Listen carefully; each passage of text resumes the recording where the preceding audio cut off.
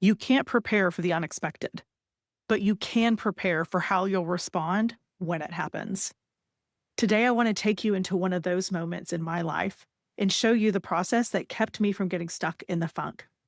Welcome to the WTF podcast, friends. My name is Molly Smith, and I'm on a mission equipping 1 million people with the tools to recognize when they're in the funk, but more importantly, how to pivot out of it.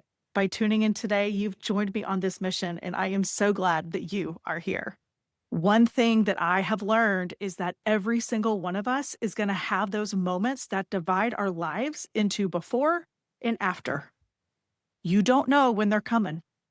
You don't get to schedule them, but you do get to decide who you'll be when they arrive. Today, I want to tell you about one of those moments in my own life. It happened earlier this year. Now, for background, my husband and I have 2 sons, ages 22 and 19. My 19-year-old was diagnosed with autism at the age of 3, and my 22-year-old was diagnosed with ADHD in the 3rd grade, around the age of 8. Now, our oldest son had been working with a coach who suggested there might be something going on in addition to the ADHD. So she suggested that we schedule a neuropsychological evaluation. Now, we found a doctor in our area, but there was a 3-month waiting list. However, we got really lucky because someone had canceled, and so we had an appointment at the end of January. The evaluation was supposed to take 4 hours. The first hour was an interview, and then the last 3 hours were a battery of tests. After the first hour, the psychologist pulled me into her office, and she said, "Molly, within 15 minutes of talking to him, I knew that he was on the autism spectrum." And even though I knew it was possible, hearing it that clearly and that quickly threw me for a loop. I walked back out into the waiting room with my laptop and my coffee and my water, fully planning to get some work done while he completed the rest of the testing. Because that's what we do, right? We just keep moving, stay productive, and push through.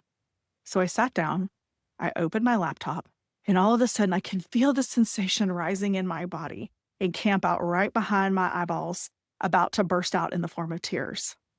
Now, what was interesting in this moment is that I couldn't name what I was feeling.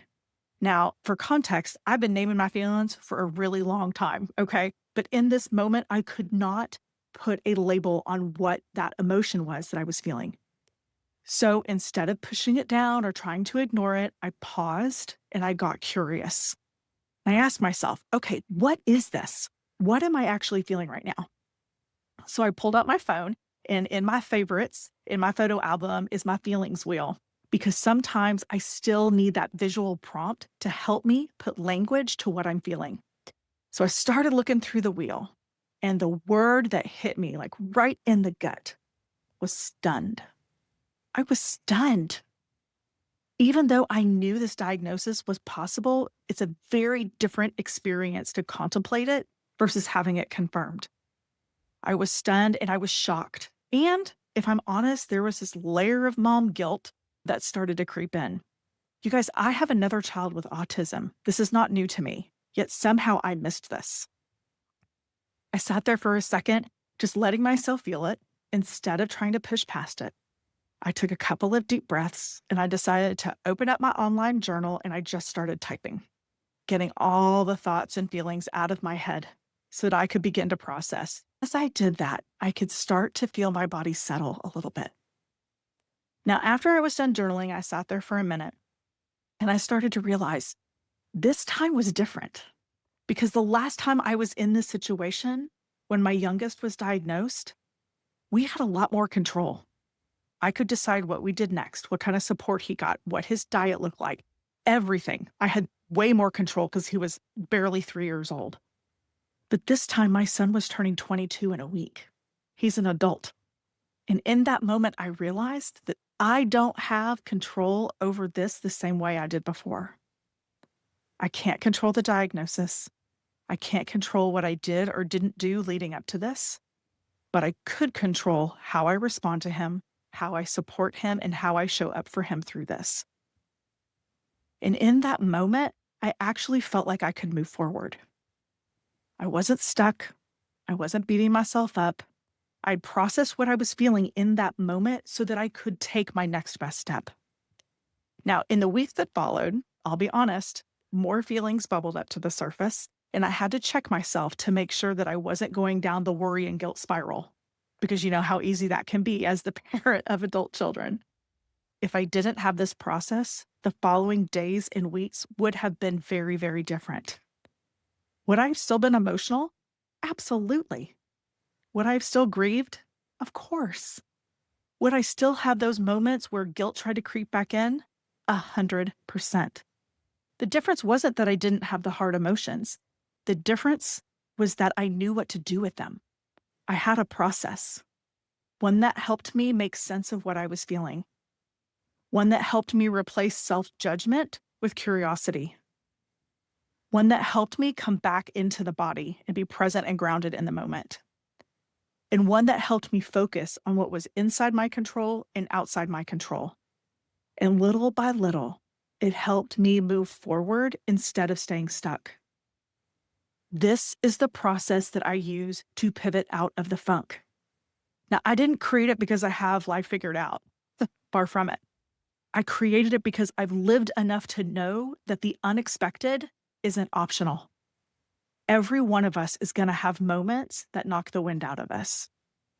A conversation, a diagnosis, a job loss, a betrayal, a dream that doesn't unfold the way you hoped it would. The goal is not to avoid those moments. The goal is to know how to meet them, to know what to do when they show up so you don't stay stuck. So if you're walking through something unexpected right now, I want you to know this. You don't have to have all of the answers today. You don't have to know how the story ends. You just need to take the next best step. And maybe that next step is simply pausing long enough to ask yourself the same question that I asked myself sitting in that waiting room. What am I actually feeling right now? Because sometimes the path out of the funk doesn't begin by fixing your circumstances. It begins with understanding your emotions. Because when you name what you're feeling, you create space between what happened and how you choose to respond. That doesn't erase the hard thing. It doesn't change the diagnosis. It doesn't undo the loss or remove the uncertainty. But it does give you something incredibly powerful: the ability to move forward with intention instead of reacting from emotion. And sometimes that's the very best pivot.